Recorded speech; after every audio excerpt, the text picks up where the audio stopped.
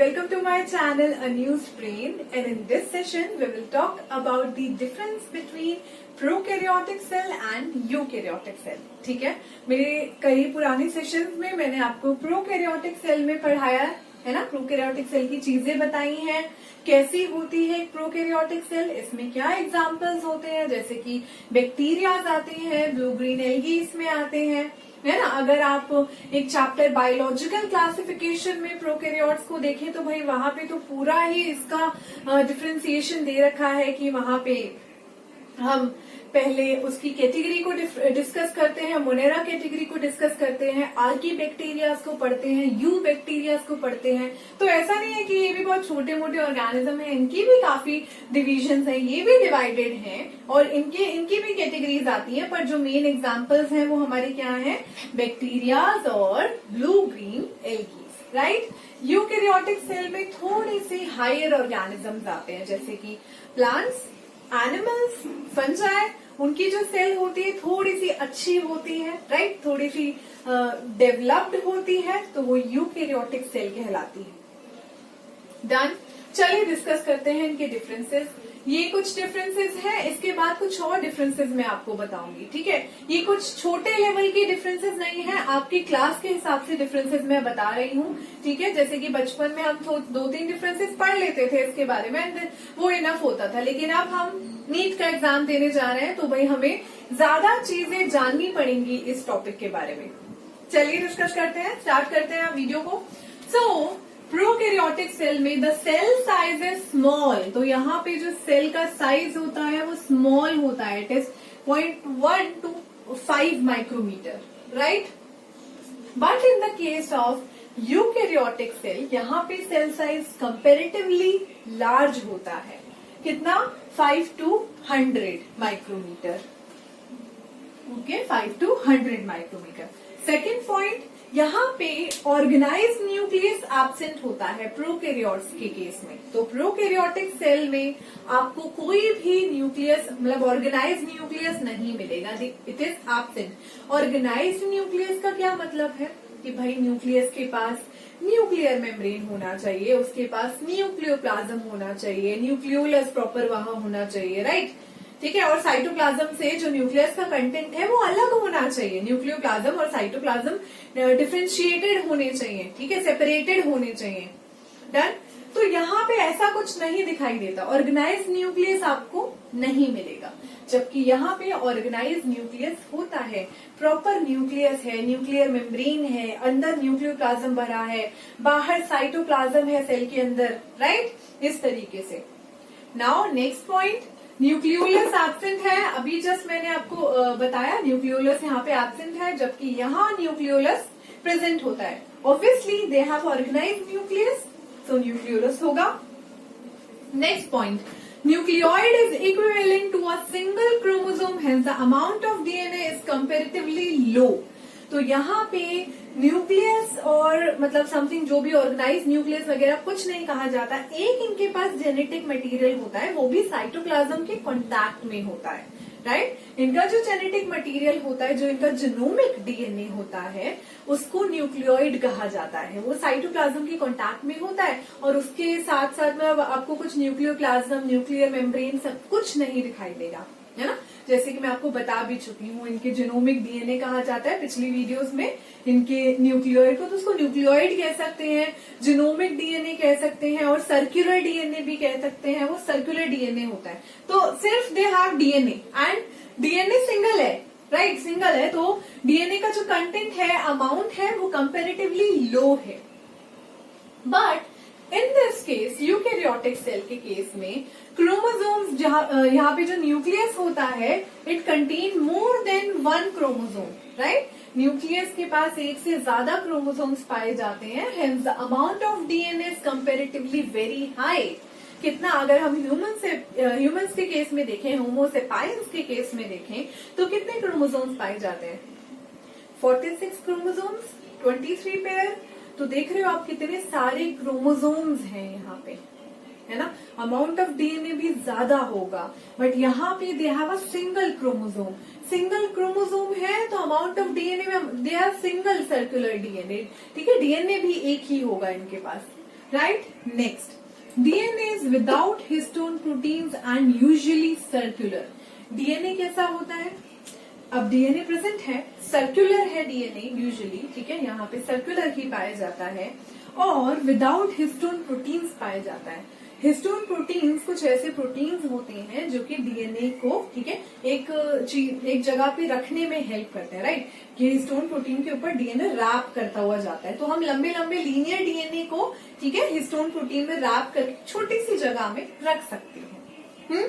लेकिन यहाँ पे था डीएनए सर्कुलर, तो हिस्टोन प्रोटीन्स की कोई जरूरत नहीं पड़ती है और डीएनए इतना मतलब कुछ लार्ज भी नहीं है, इतना बड़ा भी नहीं कि हिस्टोन प्रोटीन्स की जरूरत पड़े उसको रखने के लिए, right. But in this case यहाँ पे हिस्टोन्स होते हैं बिकॉज डीएनए इज लीनियर, तो इसीलिए यहाँ पे जो स्ट्रक्चर होता है इसका डीएनए का वो बीडेड दिखाई देता है। कैसे बीडेड दिखाई देता है ये मैं आपको बताऊंगी। जैसे इतने सारे हिस्टोन है एंड डीएनए उस पर इस तरीके से रैप करेगा, इस तरीके से रैप करेगा, करता हुआ जाएगा। तो इसीलिए हम डीएनए को, बहुत बड़े डीएनए को छोटी सी जगह में, छोटे से न्यूक्लियस, छोटे से क्रोमोसोम के अंदर रख सकते हैं। Next, membrane bound organelles are absent. Prokaryotic cell के केस में आपको मेम्ब्रेन बाउंड ऑर्गेनल्स नहीं मिलेंगे, but in the case of eukaryotic cell आपको मेम्ब्रेन बाउंड ऑर्गेनल्स मिलते हैं वहां, जैसे कि Golgi body, mitochondria, vacuole. But in this case ये सब ऑर्गेनल्स नहीं होंगे। इनके अलावा कुछ स्ट्रक्चर्स मैंने आपको बताए थे ना कि इनके पास कुछ और स्ट्रक्चर्स होते हैं जो कि ऐसा ही काम करते हैं, जैसे कि मीजोसोम्स हो गए, ग्रैन्यूल्स हो गया, साइनोफाइसियम ग्रैन्यूल्स हो गया, ग्लाइकोजन ग्रैन्यूल्स हो गए, मीजोसोम्स हो गए जो कि रेस्पिरेशन का, सेल डिवीजन का काम करते हैं। तो इनके पास मेम्ब्रेन बाउंड ऑर्गेनल्स नहीं होते और इनको जरूरत भी नहीं है। But they have ribosome, right. Next point, इनके पास राइबोसोम होता है 70S टाइप का राइबोसोम। यूकैरियोटिक सेल के पास they have ribosome 80S type and both 70S type भी। कैसे? तो यहाँ पे दो तरीके के राइबोसोम आपको देखने को मिलेंगे। एक जो राइबोसोम होते हैं वो ऑर्गेनल से बाहर होते हैं, राइट। ऑर्गेनल के बाहर, सेल के अंदर एंडोप्लाज्मिक रेटिकुलम के ऊपर लगे हुए हैं या फिर फ्री घूम रहे हैं, तो फ्री राइबोसोम्स हो गए और मेम्ब्रेन बाउंड राइबोसोम्स हो गए, दोनों 80S टाइप के होते हैं। बट जो ऑर्गेनल के अंदर राइबोसोम होते हैं, जैसे कि माइटोकॉन्ड्रिया और प्लास्टिड के अंदर आपको राइबोसोम्स मिलेंगे, वो 70S टाइप के होते हैं। और कहीं ना कहीं ये माना जाता है कि एक एंडोसिम्बायोटिक थ्योरी दी गई है कि भाई बैक्टीरिया का जो ओरिजिन है, ठीक है, वो रिलेटेड है कहीं ना कहीं इस माइटोकॉन्ड्रिया प्लास्टिड के ओरिजिन से। इनका स्ट्रक्चर भी सिमिलर है, सेम इनका राइबोसोम है और बहुत सारी चीजें आपको सेम मिलेंगी, ठीक है। उस थ्योरी के बारे में भी डिस्कस करेंगे। अब हम कुछ और डिफरेंसेस करते हैं प्रोकैरियोटिक एंड यूकैरियोटिक सेल में। चलिए अब बात करते हैं कुछ और डिफरेंसेस के बारे में। सो डिफरेंस नंबर 8 है, transcription and translation occur only in cytoplasm. तो प्रोकैरियोटिक सेल के केस में ट्रांसक्रिप्शन और ट्रांसलेशन साइटोप्लाज्म के अंदर ही होता है। क्या होता है transcription? Transcription is the formation of RNA from DNA, ठीक है। डीएनए जो है, ठीक है, एक एमआरएनए फॉर्म करता है by the process of transcription. And what is translation? Translation is the basically protein synthesis के समय उस एमआरएनए को ट्रांसलेट करना, एमआरएनए पे जो सीक्वेंस लगे हैं उनको ट्रांसलेट करने को ट्रांसलेशन कहा जाता है। तो प्रोटीन सिंथेसिस के समय ये होता है, ओके। तो ये दोनों चीजें साइटोप्लाज्म के अंदर होती हैं। अगर हम बात करें यूकैरियोटिक सेल की, सो ट्रांसक्रिप्शन अकर इन न्यूक्लियस। तो सबसे पहले डीएनए जो है ट्रांसक्रिप्शन करता है, एमआरएनए बनाता है, वो एमआरएनए साइटोप्लाज्म के अंदर जाता है और देन ट्रांसलेशन जो होती है वो साइटोप्लाज्म के अंदर होती है। क्यों? क्योंकि बाहर ही बहुत सारे राइबोसोम्स घूम रहे होते हैं जो कि प्रोटीन सिंथेसिस में हेल्प करेंगे, जो कि प्रोटीन सिंथेसिस करवाएंगे, और ट्रांसलेशन वहीं पे होता है। एमआरएनए का चेन जाता है और ट्रांसलेशन, वहां पे बहुत सारे टीआरएनए आते हैं और सीक्वेंस को ट्रांसलेट करवाया जाता है। इस चीज को हम ट्रांसलेशन कहते हैं। तो ये यहाँ पे साइटोप्लाज्म में होता है। नेक्स्ट 9th है, प्रोटीन सिंथेसिस अगर ओनली इन साइटोप्लाज्म। तो यहाँ पे प्रोटीन सिंथेसिस साइटोप्लाज्म में ही होगा क्योंकि ट्रांसलेशन का प्रोसेस साइटोप्लाज्म में ही हो रहा है। यहाँ पे protein synthesis take place in cytoplasm, mitochondria and plastid. क्यों? कि जो राइबोसोम्स है वो हेल्प करते हैं प्रोटीन सिंथेसिस में।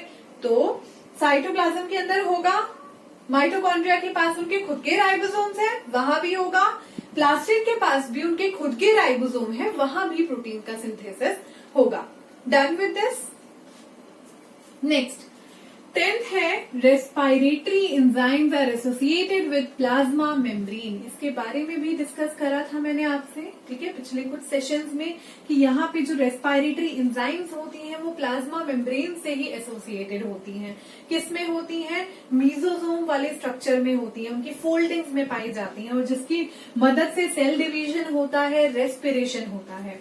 But in this case respiratory enzymes are present in the cytoplasm as well as in mitochondria। तो साइटोप्लाज्म में भी मिलेंगे, और माइटोकॉन्ड्रिया तो करता ही रेस्पिरेशन का काम है। Okay, next point, cytoplasm does not show streaming movement. यहाँ पे साइटोप्लाज्म स्ट्रीमिंग मूवमेंट नहीं शो करता है, जबकि यहाँ पे साइटोप्लाज्म स्ट्रीमिंग मूवमेंट शो करता है। Now what is streaming movement? Streaming movement को साइटोप्लाज्मिक स्ट्रीमिंग भी कहा जाता है, इसको साइक्लोसिस भी कहते हैं। क्या होता है ना कि सेल के अंदर का जो मटेरियल है वो घूम जाता है, ठीक है, स्ट्रीमिंग शो करता है, तो वो घूमता रहता है। जब वो स्ट्रीमिंग शो करता है क्लॉकवाइज, एंटी क्लॉकवाइज, तो उसकी मदद से क्या होता है कि बहुत सारा जो प्रोटीन है, सपोज उसको एक ऑर्गेनल से दूसरे ऑर्गेनल पे जाना है, प्रोटीन छोड़ो कोई भी सब्सटेंस, तो अगर उसको एक साइड से दूसरे साइड पे जाना है तो स्ट्रीमिंग की मदद से वो आसानी से वहां पे पहुंच जाएगा। तो यहाँ पे साइटोप्लाज्मिक स्ट्रीमिंग नहीं होती है, यहाँ पे आपको साइटोप्लाज्मिक स्ट्रीमिंग मिलेगी, साइक्लोसिस यहाँ मिलेगा। क्लॉकवाइज भी हो सकता है, एंटी क्लॉकवाइज भी हो सकता है, डिपेंड करता है प्लांट्स और एनिमल्स के केस में अलग अलग। 12 पॉइंट है spindle apparatus is not form during division. तो यहाँ पे सेल डिवीजन के समय स्पिंडल एपरेटस फॉर्म नहीं होता है। स्पिंडल एपरेटस क्या होता है? स्पिंडल एपरेटस बेसिकली कुछ ऐसे प्रोटीनेशियस स्ट्रक्चर्स होते हैं जो कि अब स्पिंडल एपरेटस सेल डिवीजन के समय काम करते हैं। तो जब भी डॉटर सेल डिवाइड हो रही होती है ना, तो सिस्टर क्रोमैटिड को डिवाइड करना, दोनों डॉटर सेल्स को देना, वो काम है स्पिंडल एपरेटस का। यहाँ पे स्पिंडल एपरेटस फॉर्म नहीं होते, जबकि इस केस में स्पिंडल एपरेटस जो है डिवीजन के समय फॉर्म होते हैं। Next, microtubules and microfilaments are commonly absent. In this case microtubules and microfilaments ये जो है वो प्रेजेंट होते हैं। तो क्या होते हैं माइक्रोट्यूब्यूल्स एंड माइक्रोफिलामेंट्स? सो ये जो माइक्रोट्यूब्यूल्स होते हैं इनका फंक्शन होता है सेल को एक शेप में रखना, सेल की शेप को मेंटेन रखना, राइट। माइक्रोफिलामेंट्स का क्या फंक्शन होता है? माइक्रोफिलामेंट्स के बहुत सारे फंक्शंस हो सकते हैं, मैं आपको बताती हूँ। जैसे कि साइक्लोसिस, साइटोप्लाज्मिक स्ट्रीमिंग, ये रहा साइटोप्लाज्मिक स्ट्रीमिंग के बारे में बताया था। तो यहाँ पे माइक्रोफिलामेंट्स ही नहीं है, तो साइक्लोसिस कैसे होगा? क्योंकि ये साइक्लोसिस करवाते हैं, इनका एक फंक्शन है साइक्लोसिस करवाना। साइक्लोसिस करवाते हैं, मसल का कॉन्ट्रैक्शन करवाते हैं, एंडोसाइटोसिस करवाते हैं, सेल की मोटिलिटी में हेल्प करते हैं, तो और इंट्रासेलुलर ऑर्गेनल से जो सब्सटेंसेस है उनको ट्रांसपोर्ट में हेल्प करते हैं। तो ये सारी चीजें करते हैं माइक्रोफिलामेंट्स। तो माइक्रोफिलामेंट्स यहाँ पे नहीं है, इसीलिए साइटोप्लाज्मिक स्ट्रीमिंग यहाँ नहीं है, जबकि यहाँ पे माइक्रोट्यूब्यूल्स एंड माइक्रोफिलामेंट्स दोनों है और साइटोप्लाज्मिक स्ट्रीमिंग भी हो रही है। Next, they have a single envelope system, और इनके पास they have a 2 envelope system और डुअल एनवेलप सिस्टम। इसका क्या मतलब है? सिंगल डुअल एनवेलप सिस्टम का मतलब बताती हूँ। जैसे कि हमारे ऑर्गेनल्स हैं, उनके ऊपर एक अलग कवरिंग है, उनकी अपनी एक मेम्ब्रेन है, ठीक है। सेल की भी अपनी एक मेम्ब्रेन है विच इज सेल मेम्ब्रेन। सो यहाँ पे 2 मेम्ब्रेन्स हो गई, तो डुअल एनवेलप है। बट इन दिस केस यहाँ पे मेम्ब्रेन बाउंड ऑर्गेनल्स पाए ही नहीं जाते हैं, राइट। तो यहाँ पे सिंगल एनवेलप सिस्टम है, दे हैव ओनली 1 मेम्ब्रेन, इनकी जो प्लाज्मा मेम्ब्रेन होती है। डन। तो आई होप आपको ये जो सारे डिफरेंसेस हैं आज जो मैंने आपको पूरी क्लास में बताए वो आपको समझ आए होंगे, इम्पोर्टेंट है। अब हम नेक्स्ट क्लास में यूकैरियोटिक सेल को स्टार्ट करेंगे बच्चों। प्लांट सेल, एनिमल सेल में डिफरेंस करेंगे, फिर हम प्लाज्मा मेम्ब्रेन का स्ट्रक्चर डिस्कस करेंगे। ओके, सो आज के सेशन के लिए बस इतना ही, हम मिलते हैं अपने नेक्स्ट सेशन में। Thank you.